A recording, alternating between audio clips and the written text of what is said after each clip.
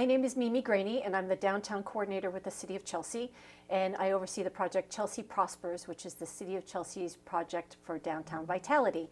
And my guests today are two men who have just recently joined working with us in the downtown. Carlos Matos, who's the most recent to join us. He is a fellow with Mass Development, which is a quasi-state agency working on a project specifically to help gateway cities like Chelsea. And then Vicente Sanabria, who is the Community Engagement Director for the neighborhood developers. So thank you both for joining me. Thank you for having us. So Vicente, since you came to join us in Chelsea first, we'll chat with you. So tell me a little bit about what your role is here in the neighborhood developers and with the city. Sure. The Neighborhood Developers is a community development corporation. Actually, we just celebrated our 40th anniversary on May 31st. So this is our 40th year celebration, and so there's some additional events. And one of the hallmarks of community development corporations is, let me put it this way, that there are people or organizations that develop housing, and we've seen them all over. The neighborhood developers develop neighborhoods. And so my role is to develop different types of activities for engagement of people that live in Chelsea. Great. And tell me a little bit about you're overseeing the Chelsea Thrives project. Yes, Chelsea Thrives is a cross-sector partnership that follows a framework that's called collective impact, which is pretty well known with collaborations throughout the country. And so at our Chelsea Thrives Executive Council for meetings, for example, that's where we have the town manager, the police department, the school district, agencies, residents, all come together to look at what our goals are. And our goal is to decrease crime by 30% over 10 years, while at the same time increasing the residents' sense of perception of safety over that period of time. So it's a long-term project that even though it resides in the neighborhood developers, it actually belongs to the City of Chelsea. And Carlos, I know that you're working on a project that similarly has that sort of collective impact and looking to make changes in the downtown, and you're doing that with Mass Development. Yeah, so the TDI program, which stands for Transformative Development Initiative, is focused on helping gateway cities to catalyze their transformation into the vision that they want for certain business districts or certain areas in gateway cities, which Mass Development... Let me just stop you. What's a gateway city? So gateway cities are a lot of different definitions of it, but the best kind of definition that I can think of for maybe viewers to understand is a lot of these older industrialized cities that were the heart of New England during the Industrial Revolution, that have seen a lot of changes in industries and somewhat a little bit of decline because of those shifts in industries, and have also become new home for recent immigrants to Massachusetts and to the United States. And so that's kind of more of a loose type definition of what it is, but it gives you perceptions of how to think about them. Mm. So you're working for the TDI program through Mass Development. Correct. And what's Mass Development all about? So again, Mass Development is probably the best way to think about Mass Development and finance is that we are the type of investment bank for the state. So we do a lot of types of resource allocations for development, such as in Devons and gateway cities, as in through the TDI program. We help with a lot of initiatives to be able to create the type of development where resources are needed and partnerships are needed, technical assistance is needed to be able to, again, meet the goals of local groups such as the TDI partnership here in Chelsea and in other gateway cities as well. Yeah, I know Mass Development gave money for the Apollinaire Theater when they were redeveloping that. So I know some people describe it as a little bit like you're the banker for cities. Correct, exactly. That's what I meant by investment banker. But we're not a private entity, for example, like some of the other financial institutes there are in Boston. We're quasi-public, which means part public, part private in terms of the ability that we have to maneuver around the finances. So I know that doesn't quite mean that you're going to be giving away a lot of money to all the downtown. So what is a project you're doing here? So sure. So the project we're doing here in Chelsea is really the way we got to Chelsea was because the Chelsea partnership had submitted an application to Mass Development saying, hey, we have these goals. We'd like to see this vitality in our business community in the Broadway corridor, Bellingham Square, and we need certain assistance. Can you guys help us to make this a reality? And so in response to that, Mass Development had a round of many interviews for other gateway cities at the same time as Chelsea's application. And we, after a certain long process, selected members in various other cities, one of them being Chelsea, and I was fortunate enough to be selected for Chelsea. And we're going to be helping with outreach and engagement to local businesses, trying to get them more engaged, providing technical assistance, and really trying to fulfill the goals and objectives that were laid out by the residents and the collective action, similar to Thrive, in the partnership. And you're with us for just the next 2 years. Correct. So it's a very specific time frame. Some partnerships are 3 years, but the Chelsea partnership is 2 years. So Vicente, tell me that I know the time frame for Chelsea Thrives is a much longer scale than that. Yes. So it's been going on for a few years now. Since 2014. Yeah. When it started, way before my coming to Chelsea. And so they've gained quite a bit of traction. And so the representatives are actually quite impressive when it started. And so you had like the superintendent of schools, you had the chief of police, you had the town manager, you had the executive directors of agencies. And then once they start to formulate the coalition or collaboration or partnership, it goes by many different names. Then what has happened is that they've taken a step back and they've given their seats to their senior managers. And so these are people who have decision-making responsibilities, and so they can act on behalf of the executive director, the chief of police. And so there's been a consistency that's been going on since 2014. So we're looking at 3 years later. Actually 4 years later, 2018. And so I don't know if you're going to ask me about some of the what has happened and how they've been doing, in which case I will stop here and let you ask that whenever you want. You could just say I asked that question. Okay, all right. What have you been up to? What's some of the programs? Great question. You know, one of the most, I think, fascinating aspects of society, of community, is how do you deal with crime? How do you do what's called community-based crime prevention? And so many times municipalities and people, the first entity they look towards is the police department. And thinking, okay, we have a problem, let's talk to the police department, and the police department will come in and clean things up. Or they'll issue additional search warrants and crime will go down. Well, historically, crime does not go down. You can have as many search warrants as you want. In fact, I worked with another municipality, and the city council actually demanded that the police chief issue more search warrants. So search warrants went up 500% in this municipality. Crime did not decrease. And so what happened is that you had backlogs in the courts and things like that. So what the responsibility needs to be shared between the institutions that we support, like the police department and municipal government, but also how to involve the residents in the city to be able to partner and then measure how crime is being either decreased or if we're seeing upticks. So I know you're working on 4 main drivers of crime. Yes. The substance abuse and dealing with the effects of trauma. Yes. Youth engagement. Yes. Overall community engagement. Yes. And physical improvements. Yes. So how are you bringing together the community in those 4 directions?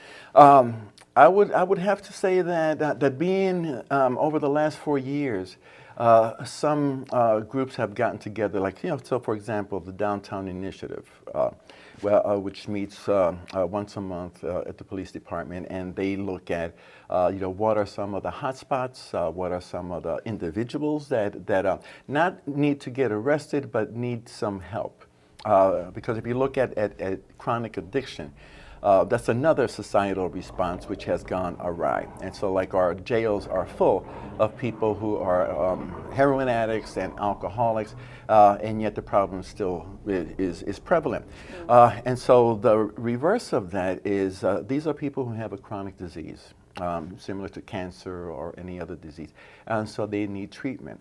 So there's been a pairing up of, actually not a pairing up, but a different viewpoint in terms of what is law enforcement's role. And I must say that the Chelsea Police Department is one of the most progressive ones that I've worked with, and I've worked with quite a bit.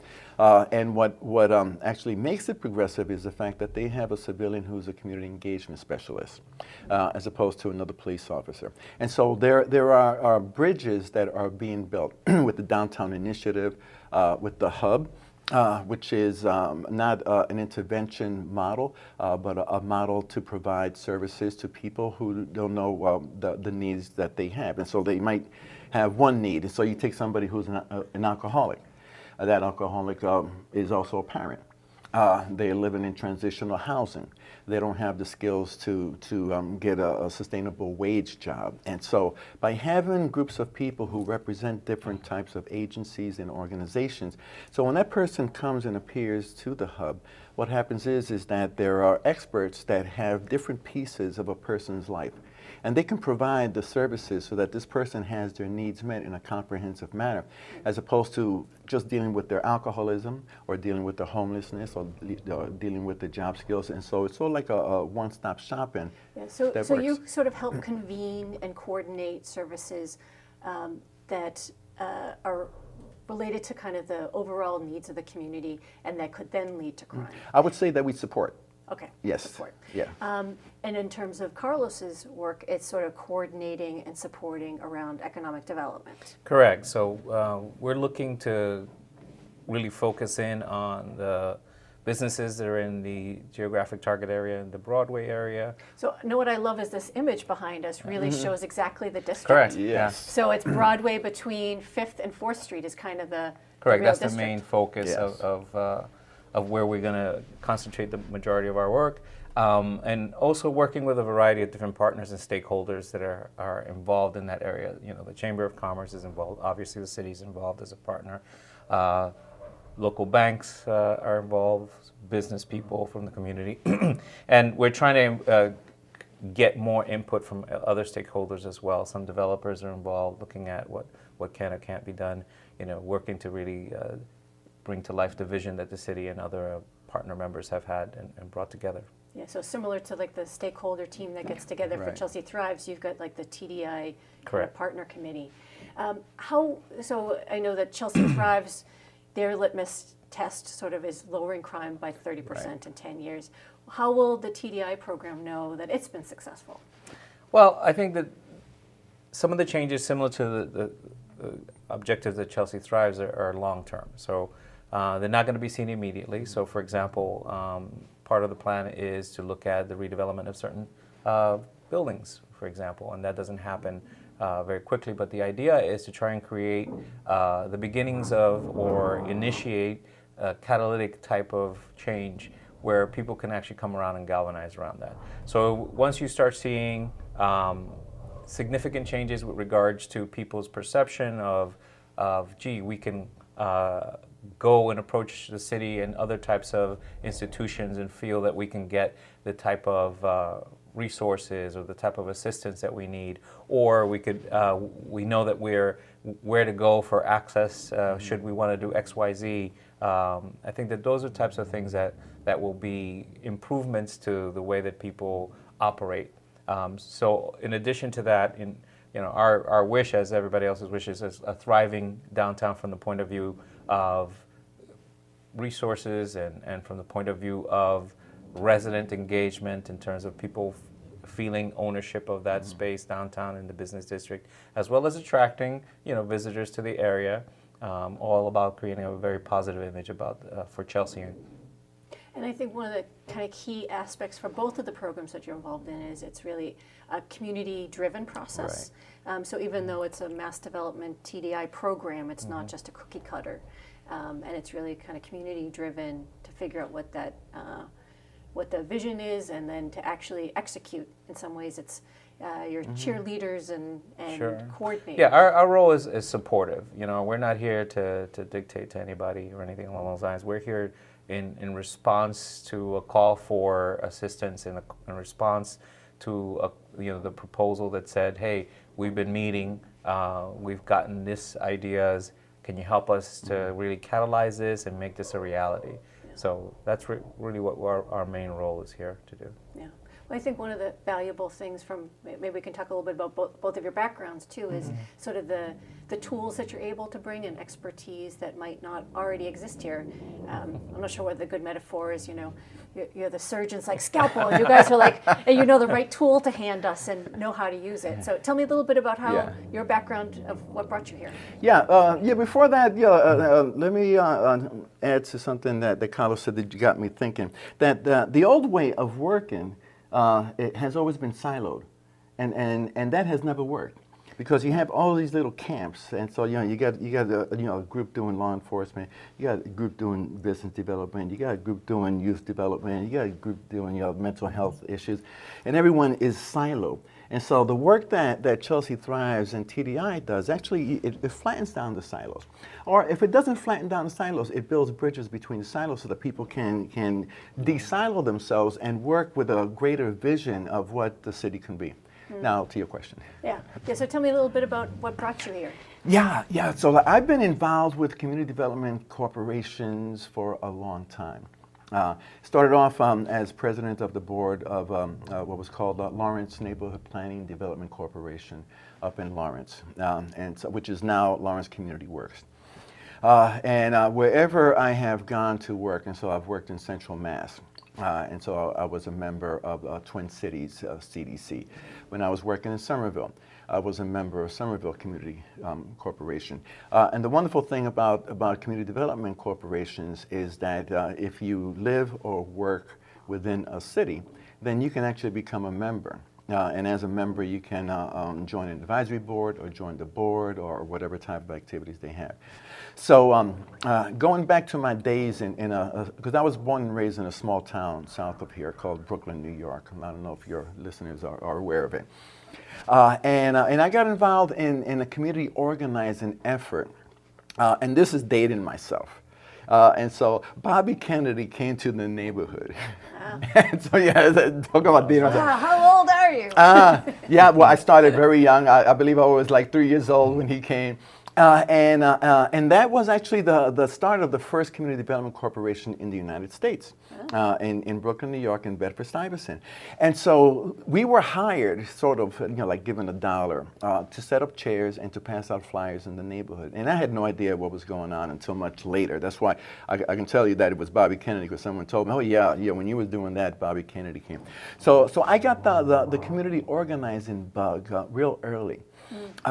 And so my whole career has been focused, and I would say in the area of social justice practice, dealing with racial inequalities, financial inequalities, health equity. And so I've moved and worked in different places doing similar work, but always having a desire to really enter into what I consider to be social justice practice, which is affordable housing is one. Because when people are in stable housing, their children thrive. They make money to go to businesses and purchase there, or even open up their own businesses. And so the opportunity came, I guess, like almost going on a year that the neighborhood developers had this position open, and I was doing consultant work. With consultant work, you go up and down, and I was up, pretty good. But I wanted the opportunity to be able to see. I'm not a surgeon; I'm a mechanic. So instead of asking for a scalpel, I open up the toolbox and I get a wrench, and I get a torque wrench, or I get different types of wrenches, and it's a pretty big toolbox. And so I open it up, and there's leadership development in there, there's youth development in there, there's collaboration in there, there's data analysis in there. So whatever is needed, I define my role as being a sign by the side, not a sage on the stage. The residents of Chelsea are the sages, And I'm just there to guide them. So if you think about guardrails on the highway, there's nothing stopping you from banging yourself into it, but it's not a good idea. So the guardrails are there to let you know, Carlos, this is the way you should go. And so I consider the work that we do, me and my staff, that we're sort of like guardrails that provide some guidance. And every once in a while, a resident will say, well, why don't you do this? And my response is, well, let's see what the other residents have to say about that. So like decisions are made at the community level. And so like I weigh in, but they are the ones that live here 24/7. So like, I come in, I spend more time here than I do at home, but I'm not a Chelsea resident. Yeah. They're Chelsea residents, and they have the expertise that's also in the toolbox that we tap into. So, Carlos, I know you have a very varied background. A little bit. So tell me maybe a little bit about what's the sort of driver for you, and what are some of the kind of through lines in your varied career? So sure. The driver for me is a little corny thing that I've had since as long as I can remember. Probably instilled in me and my parents, which is basically make a better world. And so while that sounds really corny, it is a kind of impulse for me. And it led me to doing a variety of different things. So similar to you, I actually had done some work in Lawrence, for example. I was a city councilor in Lawrence, and I try to, again, represent the residents and help them in whatever way that they wanted to improve the lives in their neighborhoods and in their city. Similarly, I pretty much have also was the director at Northern Essex Community College of a program for third-tier cities, which looked at a similar situation like we have here at Chelsea, which is really trying to find out what are the strategies that we can apply to improve the situation and lives for people. And so in a lot of senses, that's been a driving force. And I've done some other stuff. For example, I work for State Street, which is a large investment bank, private sector. All those things really add up to trying to find the solutions to make things better for people. And the same process of doing good while doing well is what I try to do. Because that's what I want for other people, and I figure that that's the thing that people should have the opportunity to be able to do. And here I am, still at it. So we just have a few more minutes left. So if you could maybe tell me about what are some of the hot things happening in your angles or your sectors of Chelsea at the moment? Yeah, a couple of things. I mean, there are a lot of things, but a few things that might be of interest to your viewers. One is that we're launching a Parent Leadership Training Institute. And so we're looking for 25 parents. This is not parenting. This is actually on how to train parents to be advocates for their children, how to engage with public figures for the benefit of the children, and it's a 20-week program. We have trained facilitators, and so that's going to kick off in December. And so anyone that's interested can contact you, and you can pass it on to me. So that's one. The other one is that we're releasing what's called youth opportunity grants, and so we have some funding, and we're releasing it to youth serving organizations here in the city of Chelsea. And so even though the deadline has passed, those organizations that do get funding will benefit many of the children here in Chelsea. And I know that there's the hub is part of a Bloomberg Mayor's Challenge project. Tell me a little bit about that. Well, that is big. Yes, the hub has attracted major attention from Bloomberg, and so the Mayor's Challenge is an opportunity that we just finished up in August, the end of August. It was a planning phase, which was, I believe, like 4 months. There were 34 organizations across the country that were entered into this program. And so what will happen is that Chelsea could possibly be one of 5 winners. And so the winners is 4 of them will get $1 million, and 1 will get $5 million. And the focus of the Bloomberg grant. You're already a pretty smaller pool. It's down to only 30. Yes, it is. And so Chelsea has the opportunity to really highlight. Well, actually, Chelsea has highlighted the work of the hub, which is the focus of it. And we should be hearing in a couple of weeks whether we have entered into that realm of being a $1 million or a multi-million-dollar winner.